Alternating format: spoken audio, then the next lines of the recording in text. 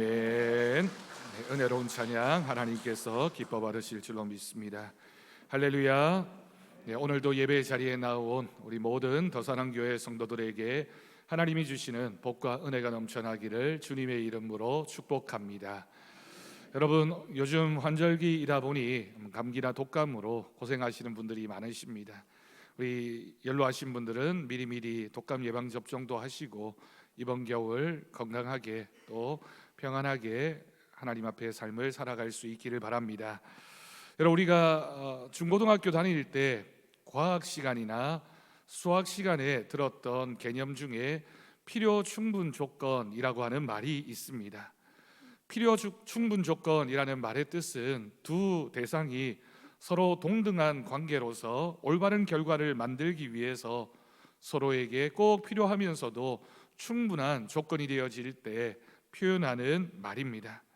우리가 일반적으로 이 필요 충분 조건을 얘기하면 수학 시간에 꼭 예를 들었던 것 중에 하나가 삼각형의 세각의 합이 180도이다 라고 하는 명제가 있습니다. 여러분, 이 말은 앞뒤가 사실은 필요하고도 충분한 조건이기 때문에 서로가 서로를 만족해야 됩니다. 삼각형이면 무조건 180도이고 180도가 되는 세각의 합이 있는 도형은 삼각형이다라고 정의를 하는 것이죠. 그래서 우리는 결론적으로 삼각형의 합은, 그 세각의 합은 다 180도이다라고 하는 결론에 도달할 수 있습니다. 이처럼 두 대상을 두고 한 가지 한 가지가 서로 동등하면서 서로를 필요로 하고 또 충분해 주는 조건이 되어질 때 이런 개념을 사용하게 됩니다. 여러분, 믿음에 있어서도 사실은 비슷한 그런 개념이 있습니다. 우리가 신앙생활을 하면서 우리에게 어떤 신앙의 명제가 있으면 그것이 우리에게 필요하고도 충분한 조건이 되어질 수 있을까요? 믿음에 있어서 가장 필요하고도 충분한 조건이 있다면 그것은 바로 감사입니다. 왜냐하면 믿음으로 살아가기 위해서는 반드시 감사가 필요하고 감사하며 살아가기 위해서는 믿음이 필요하기 때문입니다. 그래서 믿음에 있어서 감사가 필요한 조건이 되어지고 감사하기 위해서는 믿음이 충분한 조건이 되어지기 때문에 우리는 믿음과 감사를 서로에 대해서 필요 충분한 조건이라고 생각하게 되고 이 두 가지가 만날 때 우리의 믿음이 완전해질 수 있습니다. 오늘 우리가 읽은 이 말씀은 다니엘이 했던 말인데요, 다니엘이 사자굴에 들어가는 그런 극적인 체험 가운데서도 하나님의 놀라운 구원의 경험을 하게 됩니다.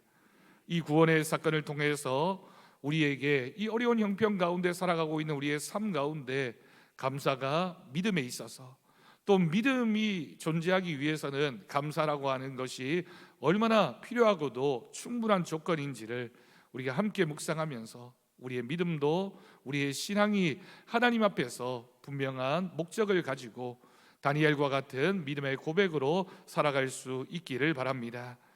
오늘 말씀에서는 우리가 믿음과 이 감사의 관계, 이 믿음과 감사의 필요 충분 조건이 우리의 삶을 완전한 신앙으로 이끌어가는데 어떻게 가능한지 세 가지 핵심적인 명제를 알려줍니다. 먼저 결론적으로 이 세 가지를 여러분들에게 알려드리려고 합니다. 첫 번째는 감사에 있어서 필요한 조건입니다. 우리가 감사하기 위해서 필요한 조건은 바로 하나님의 뜻입니다. 하나님의 절대적인 뜻이라고 할 수 있겠죠. 두 번째는 믿음에 있어서 충분한 조건입니다. 우리가 믿음을 지키기 위해서 충분한 조건이 되어지는 것이 다니엘을 통해서 발견하게 되는 흔들리지 않는 하나님을 향한 기도였습니다. 그리고 결론적으로 세 번째, 이러한 필요와 충분한 조건이 완성되어지는 것은 다니엘이 사자굴에서 빠져나왔을 때 그가 증명할 수 있었던 왕 앞에서의 그런 무죄와 구원의 모습이었습니다. 우리가 차례차례 이 한 가지 한 가지씩을 살펴보면서 믿음과 감사가 어떻게 완전한 하나님 앞에서의 신앙의 조건과 필요가 되어지는지를 확인할 수 있기를 바랍니다. 여러분, 첫 번째가 감사의 필요 조건, 하나님의 절대적인 뜻입니다. 데살로니가 전서 5장 18절을 여러분 함께 봉독하겠습니다. 범사에 감사하라. 이것이 그리스도 예수 안에서 너희를 향하신 하나님의 뜻이니라. 아멘. 여러분, 이 말씀을 다시 한번 마음에 새겨 보십시오. 사도 바울이 고백하기를 우리가 감사해야 하는 그 순간이 단순히 즐거운 일이 있을 때, 감사해야 할 때 그렇게 감사하는 것이 아니라 범사에, 다시 말해서 모든 일에 감사해야 된다라고 이야기합니다. 그러면서 사도 바울은 우리에게 그저 감사하라라고 말하는 것이 아니라 우리가 왜 범사에 감사할 수 있는지, 감사할 수밖에 없는 본질적인 이유를 말하고 있습니다. 사도 바울이 뭐라고 얘기합니까? 우리가 매일의 삶에서 어떤 상황에서든지 감사할 수밖에 없는 이유는 그것이 바로 하나님의 뜻이기 때문입니다. 매일 감사하며 살아가는 것, 그리고 이 모든 것이 하나님의 뜻이다라고 주장하고 있는 사도 바울의 이 고백은 우리에게 정말 은혜롭습니다. 그리고 우리가 이 말씀을 실천하기만 하면, 우리가 이 말씀대로 살기만 하면 하나님이 우리를 칭찬하시는 은혜를 누릴 수 있을 것 같습니다. 그러나 여러분, 여기에 중요한 한 가지 질문과 문제가 있습니다. 우리는 항상 감사하는 삶에 대해서 본질적인 질문을 하게 됩니다. 그렇다면 과연 실질적으로 우리의 삶에서 우리는 늘 모든 일에 감사할 수 있을까? 우리의 삶을 돌아보면 그 대답은 분명합니다. 우리는 정말 모든 일에 하나님 앞에 감사하며 살아가고 있습니까? 솔직하게 우리의 생활을 돌아봅시다. 말씀은 우리에게 늘 감사하는 삶을 요청하고 있지만 막상 우리의 삶을 생각해 보면 우리가 감사할 때보다 불평하고 원망할 때가 훨씬 더 많지 않습니까? 우리가 열심히 준비하고 노력한 일의 결과가, 우리가 노력한 것에 대한 결과가 실패라면 그 실패를 마주했을 때 여러분, 우리가 감사할 수 있을까요? 내가 열심히 준비해 왔는데 이번 발표만, 이번 프로젝트만 성공하면 내가 열심히 일한 것에 대한 대가를 얻을 수 있을 것 같은데, 그런데 막상 실패했는데 감사할 수 있겠습니까? 우리가 살아가면서 믿었던 사람에게, 정말 믿었던 사람에게 배신을 당한다면 감사할 수 있을까요? 아니면 가족과 한바탕 싸우고 방에 들어가 문을 쾅 하고 닫아버린 순간 우리의 마음속에 정말 그때도 감사할 수 있는지 여러분 한번 질문해 보시기 바랍니다. 이런 상황들을 생각해 보면 우리의 마음에는 이런 반문이 생길 수밖에 없습니다. 보이지도 않는 하나님의 뜻을 따라 늘 감사하며 살아가기가 너무 힘들다라고 하는 것이 솔직한 고백입니다. 물론 우리가 감사를 노력할 수 있고 감사하며 살아가야 한다는 것이 하나님의 뜻이라는 것 알고 있지만, 그러나 정말 우리가 그렇게 살고 있느냐를 점검해 보면 그렇지 않을 때가 많다. 그러니 이 말씀대로 사는 것이 불가능하지 않는가라고 하는 질문에 우리는 도달하게 되는 것이죠. 그리고 그런 현실적인 문제도 있습니다. 감사해야 되지만, 받아들여야 되지만 우리가 그렇게 실천하며 살아가게 되면 위험할 때도 있고 또 그것을 악용하는 사람들도 있을 텐데, 우리가 정말 그렇게 하는 것이 우리의 삶에 유익할까라고 하는 생각입니다. 여러분, 이 말씀에 기록되어진 이 범사에라고 번역되어진 이 단어의 원문적인 뜻은 모든 것 안에서, 모든 상황 속에서라고 하는 의미를 가지고 있습니다. 모든 상황 속에서 감사하라라고 명령합니다. 감사의 조건을 상황의 좋고 나쁨에서, 상황이 좋으냐 나쁘냐에 집착하지 말고 어디에 집중해야 하냐면 하나님과의 관계에 집중해야 된다라고 하는 뜻입니다. 여러분, 이 말씀을 우리가 받아들여야 합니다. 우리가 감사해야 하는 이유는 고난이 우리에게 꼭 필요하고 유익해서가 아니라, 고난 속에서도 하나님이 우리와 함께하고 계심을 믿는다면, 우리를 버리시지 않는다라고는 하는 확신을 가지고 있다면 하나님을 바라보며 감사해야 된다는 뜻입니다. 상황 때문에 또는 고난을 우리가 즐기고 있어서가 아니라 그 고난과 함께 하시는 하나님과의 관계, 하나님을 우리가 바라보고 있다면 그 말씀에 순종할 수밖에 없다는 뜻입니다. 그래서 여러분, 믿음의 사람에게 있어서 감사는 우리의 기분이 아닙니다. 우리의 마음의 상태도 아닙니다. 또는 우리가 의지적으로 그 일을 어떻게 받아들이고 있느냐의 문제도 아닙니다. 감사가 무엇입니까? 하나님이 우리에게 선하신 분이시다라고 하는 것을 인정하는 신앙의 고백입니다. 그래서 여러분, 감사는 우리의 마음이 아니라 신앙 고백이다. 하나님이 우리에게 어떤 분이신가, 하나님이 선하심을 믿는다면, 하나님이 우리에게 항상 좋으신 분임을 우리가 고백한다면 그렇게 할 수밖에 없다라고 하는 것이 사도 바울의 권면이었던 것입니다. 그래서 여러분, 믿음이 감사를 위해 필요한 필요 조건이 되는 이유입니다. 믿음을 가지고 있다면 감사해야 된다는 것, 감사가 우리에게 필요하다라고 하는 것 잊지 않기를 바랍니다. 두 번째는 믿음의 충분 조건입니다. 이 믿음의 충분 조건은 다니엘의 흔들리지 않는 기도를 통해서 우리는 읽을 수 있습니다. 여러분, 다니엘이 어떤 인물입니까? 포로의 신분이 되어서 노예로 바벨론 땅에 잡혀왔던 사람이었습니다. 그런데 신기하게도 다니엘은 포로라는 신분의 한계를 극복하고 그 당시에 그 나라에서 높은 관직에 오르게 됩니다.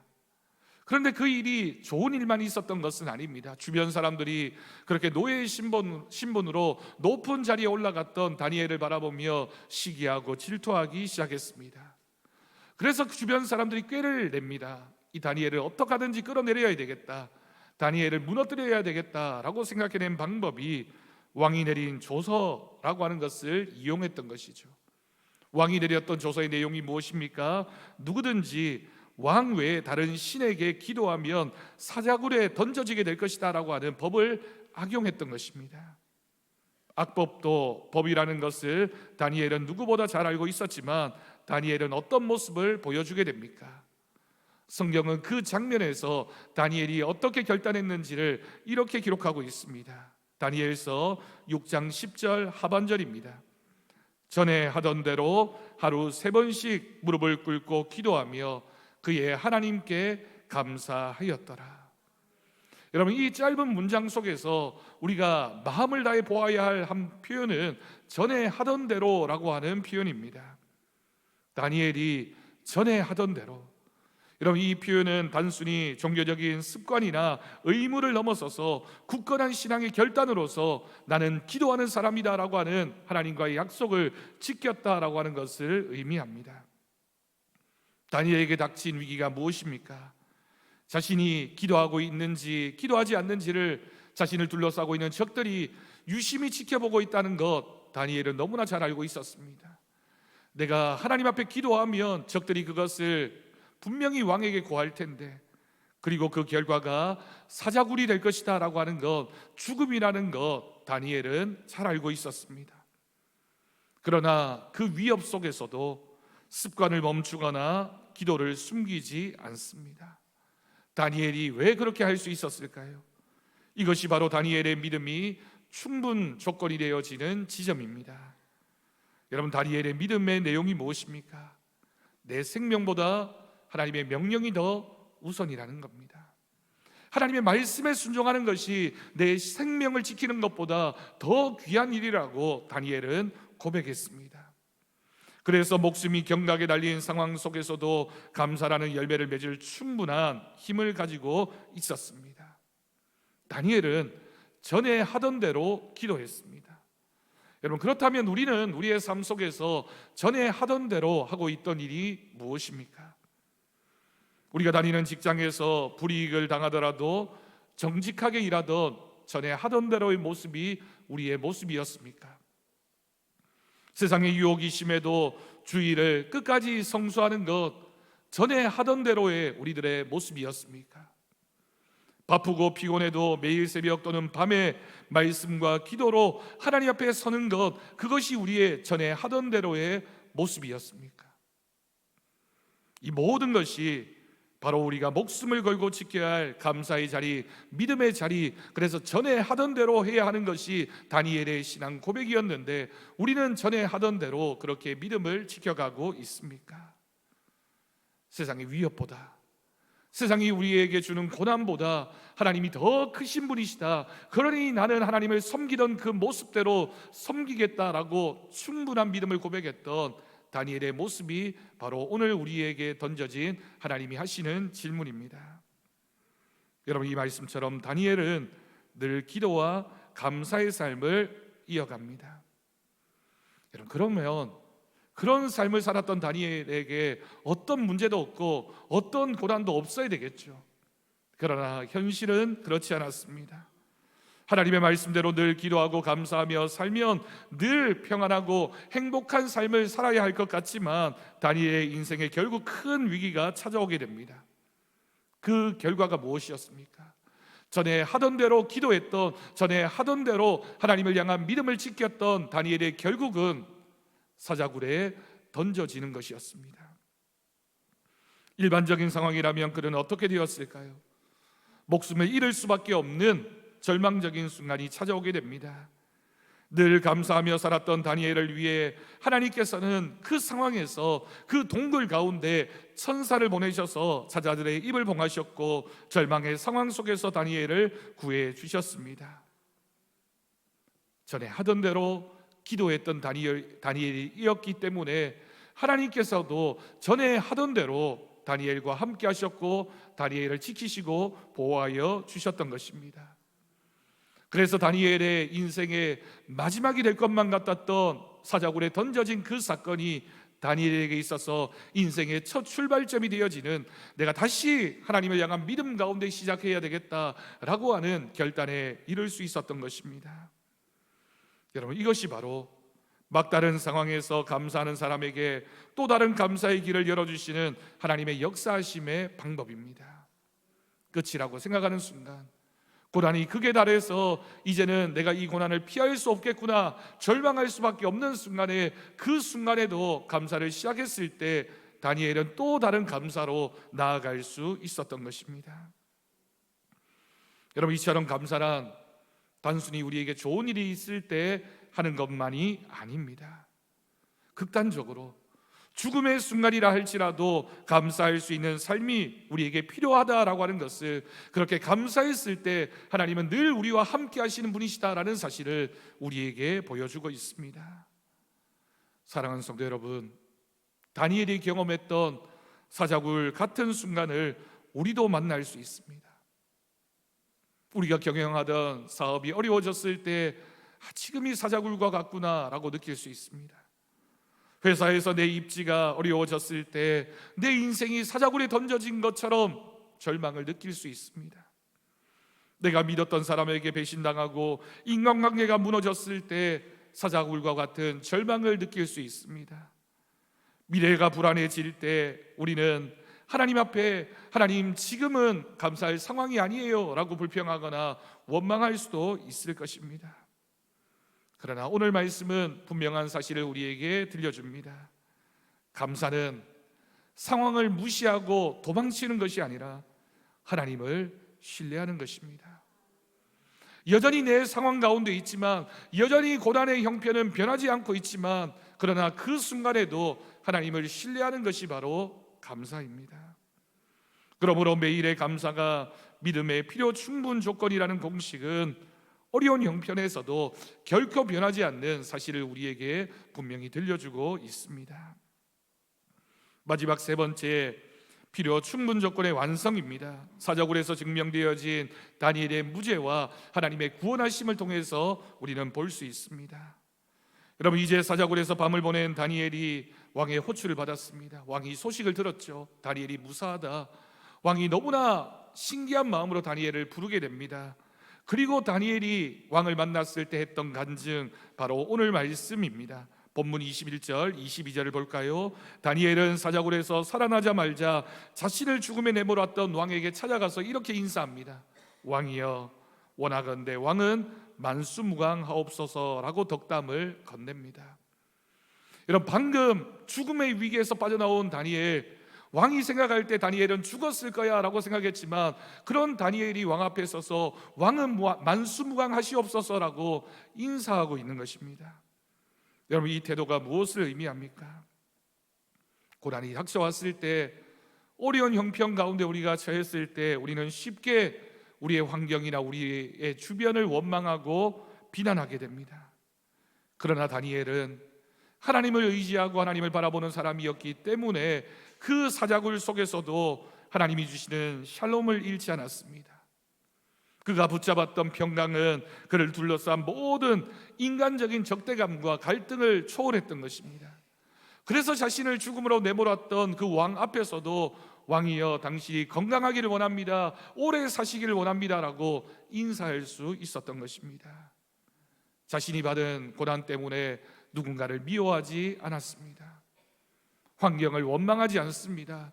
지금 이런 형편에 처한 자신의 모습을 한탄하거나 절망하거나 낙심하지 않습니다. 다니엘의 감사는 고난의 현실보다 구원의 현실을 더 크게 바라보는 능력을 만들어 주었던 것입니다. 다니엘은 이 순간 이렇게 고백합니다. 자신이 이렇게 살아남을 수 있었던 이유는 내 능력 때문이라고 주장하지 않습니다. 내가 힘이 세기 때문에, 내가 지혜롭기 때문에, 내가 능력이 많아서 이겨냈다라고 얘기하지 않습니다. 또는 우연히 사자굴에 던져진 그 사자가 배가 고프지 않아서 나를 해치지 않았다라고 생각하지도 않았습니다. 다니엘이 뭐라고 고백했을까요? 이 모든 상황은 하나님의 전적인 개입 때문이다. 하나님이 개입하셨기 때문에, 하나님이 역사하셨기 때문에 내가 살아날 수 있었다라고 고백했던 것입니다.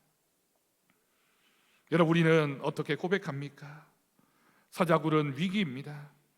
그러나 여러분, 믿음을 가진 사람에게는 위기의 자리가 간증의 자리가 될 줄로 믿습니다.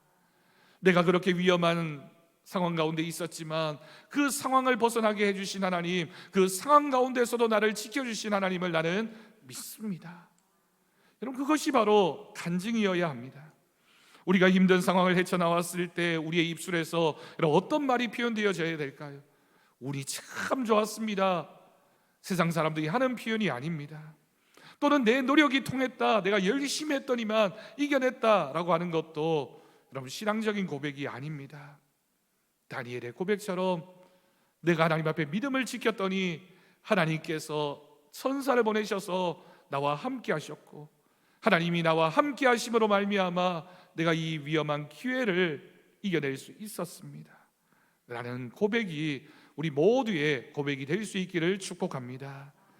여러분, 하나님의 손이 우리의 사자굴에 임재할 때 그 입을 봉하셨다는 확신, 이것이야말로 우리가 하나님 앞에 범사에 감사할 수 있다라고 하는 필요하고도 충분한 조건이 되는 것입니다.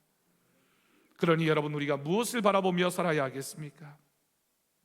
그리고 오늘 말씀의 결론이 얼마나 은혜롭게 들려지는지 모릅니다. 다니엘이 왕 앞에 섰을 때 그가 담대한 간증으로 고백하기를 하나님께서 내가 무죄함을 증명해 주셨습니다라고 고백할 수 있었던 것입니다. 세상 법으로 본다면, 세상의 평가로 본다면 다니엘은 유죄입니다. 왕의 명령을 어겼고 실정법을 어겼기 때문에 당연히 사자굴에 던져져야 됐고, 그는 그 죄로 말미암아 죽음에 처할 수밖에 없었습니다. 그런데 다니엘이 담대하게 뭐라고 고백합니까? 당신들이 나를 정죄하고 당신들이 나를 비난한다 할지라도 당신들의 판단의 문제가 아니라 하나님이 내가 무죄하다는 것을 증명해 주셨기 때문에 내가 살아날 수 있었습니다. 사자굴에서 빠져나오게 하시는 하나님의 은혜는 내가 얼마나 하나님 앞에 정직한 사람인지, 하나님을 향해 믿음으로 살아가는 사람인지를 보여주셨습니다라고 고백할 수 있었던 것입니다. 여러분, 우리의 믿음의 역사는 누가 증명해 줄까요? 우리가 믿음으로 살아가고 있다는 것은 누가 보증해 주는 겁니까? 우리가 세상을 통해서 인정받고 세상을 통해서 증명받는 것이 아니라 하나님께서 내 믿음을 보증해 주시고 나를 확인해 주시고 나를 세워주시면, 여러분, 그것이 바로 믿음의 사람의 승리라는 사실 우리는 꼭 기억해야 할 것입니다. 우리가 고난 속에서 끝까지 감사를 잃지 않고 믿음을 지킬 때 하나님은 우리가 얼마나 하나님 앞에 신실한 믿음을 가진 사람인지 증명해 주십니다. 우리가 끝까지 하나님을 붙잡고 기도하는 모습으로 살아가면 결국 하나님께서는 우리를 붙잡아 주시고 하나님이 인정하시는 믿음의 사람이 될 줄로 믿습니다. 여러분, 이 세상에 사는 동안 우리가 조금 가난하게 살더라도, 조금 다른 사람과의 경쟁에서 뒤처진다 할지라도, 우리가 조금 건강하지 못한다고 할지라도 하나님께서 나를 인정해 주시고 너는 잘한 사람이라고, 너는 성공한 인생이라고 하나님이 보증해 주신다면 그것보다 더 큰 칭찬과 그것보다 더 큰 영광이 어디에 있겠습니까? 오늘 말씀을 기억하며 스스로에게 질문해 봅시다. 우리의 믿음에는 감사가 있습니까? 여러분, 다음 주일은 추수감사주일입니다. 11월 한 달은 우리가 지나온 시간들을 바라보며 하나님 앞에 감사하는 달이기도 합니다. 추수감사절은 단순히 1년 동안 내가 얻었던 수확물에 대한 감사의 그런 고백이기 이전에 다니엘이 사자굴 속에서 고백했던 그 고백이 우리의 삶 속에서도 동일한 고백으로 나타날 수 있도록 나도 범사에 감사하며 어떤 상황 속에서도 감사하는 믿음으로 살겠습니다라고 하는 고백을 다시 확인하는 그런 절기가 바로 추수감사절이 되어야 할 줄로 믿습니다. 이번 한 주간 여러분 한번 점검해 봅시다. 한 주간 믿음의 감사를 준비합시다. 그럼에도 불구하고 하나님 감사합니다라는 그 신앙의 태도를 가지고 우리가 살아가고 있는지, 여러분 그 감사가 눈에 보이는 예물일 수도 있겠지만 우리의 믿음의 눈이 하나님을 정확하게 바라보고 있는지, 우리는 하나님 안에서 하나님을 향한 믿음의 고백으로 살아가고 있는지, 하나님 한 분만으로 저는 충분합니다, 주님 때문에 행복한 인생입니다 라고 하는 고백이 하나님 앞에 드려지는 우리의 모습인지를 우리가 한 주간 잘 묵상한 다음에 다음 주일에는 감사의 믿음, 그 믿음의 감사를 가지고 하나님 앞에 나아올 수 있기를 바랍니다. 이런 그 고백이 있다면, 그 고백을 가지고 하나님 앞에 나아간다면 하나님은 우리의 인생을 책임져 주실 것입니다. 감사가 믿음이 되는 삶, 믿음이 있는 사람이 감사하는 사람이다라는 사실을 기억하고 하나님 앞에서 필요하고도 충분한 믿음의 고백과 감사의 고백을 가지고 나아갈 때 하나님이 우리의 인생 가운데 임하여 주시고, 우리의 시선이 하나님의 임재하심을 바라보기 시작할 때 하나님은 변치 않는 모습으로 우리와 함께 하시는 분이신 줄 믿고 실망하거나 낙심하지 않고 감사하는 믿음으로 살아가는 우리 더사랑교회 모든 성도들이 되기를 주님의 이름으로 축원합니다. 기도하겠습니다. 하나님, 우리의 인생에서 우리 앞에 사자의 입을 봉하시고 우리의 무죄함을 명백하게 증명해 주시는 하나님의 놀라운 역사를 믿음의 감사, 감사하는 믿음으로 경험하게 하여 주옵소서. 이번 한 주간, 아니 이번 한 달, 아니 평생 우리의 삶 속에서 믿음의 감사가 있기를 원합니다. 믿음이 있기 때문에 감사하게 하시고 감사하는 믿음으로 주님 앞에 서는 우리 모두의 삶이 되게 하여 주옵소서. 언제나 우리와 함께 하시고 우리의 감사를 풍성케 하시는 우리 주 예수님의 이름으로 기도드립니다. 아멘. 우리 감사 찬송 500